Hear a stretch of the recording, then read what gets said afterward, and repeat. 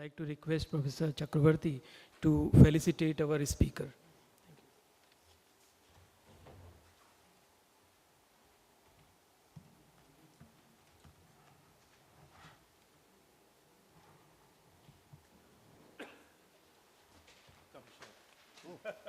Thank you, sir.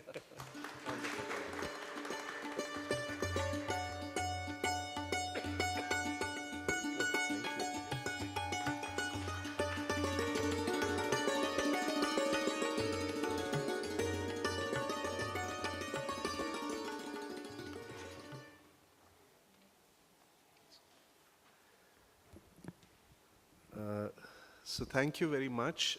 It's a pleasure being here on this very happy occasion of the Golden Jubilee celebrations of Indian Philosophical Quarterly.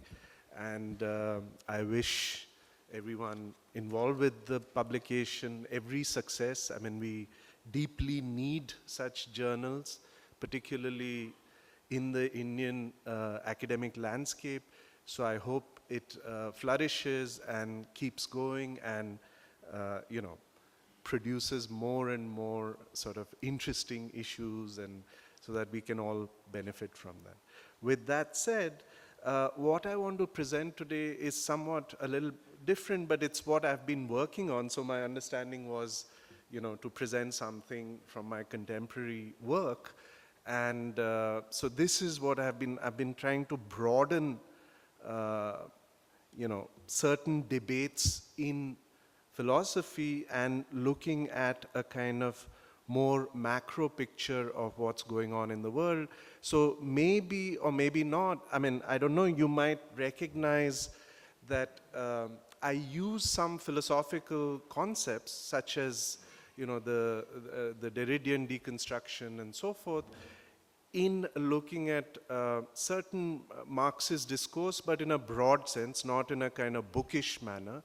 And instead of arguing, that deconstruction is opposed to Marxist theory, I kind of integrate it into a certain reading, not just of Marxism, but of the contemporary situation in the world. So I don't think I will get to the second part of my title, which is Renewing the Emancipatory Promise of Enlightened Reason, but at least I can kind of draw attention to why modernity, in a sense, is at an impasse, and why it's, fueling the kind of politics and so on that we are seeing at our present juncture.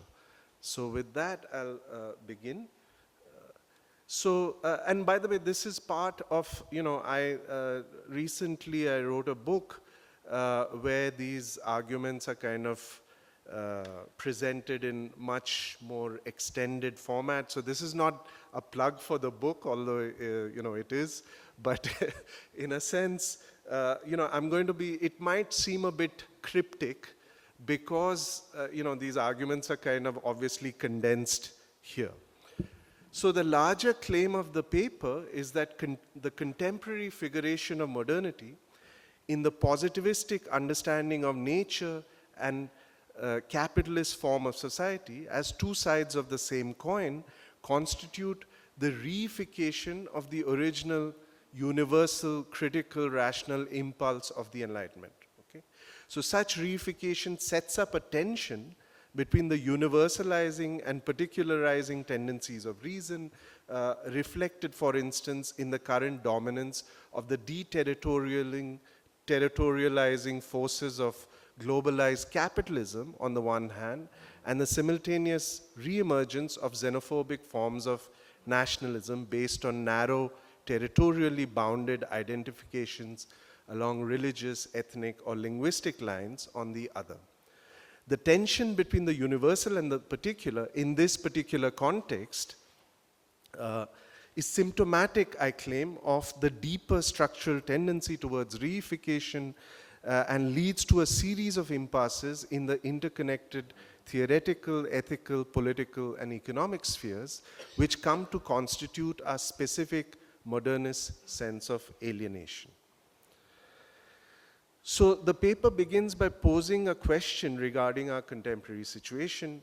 why are we witnessing the resurgence of various forms of xenophobic nationalism and the reemergence of narrow pre-modern solidarities along religious or ethnic lines, precisely when globalized finance-driven capital is purportedly breaking down the traditional territorial and cultural boundaries of the nation state, or such was the claim at one point.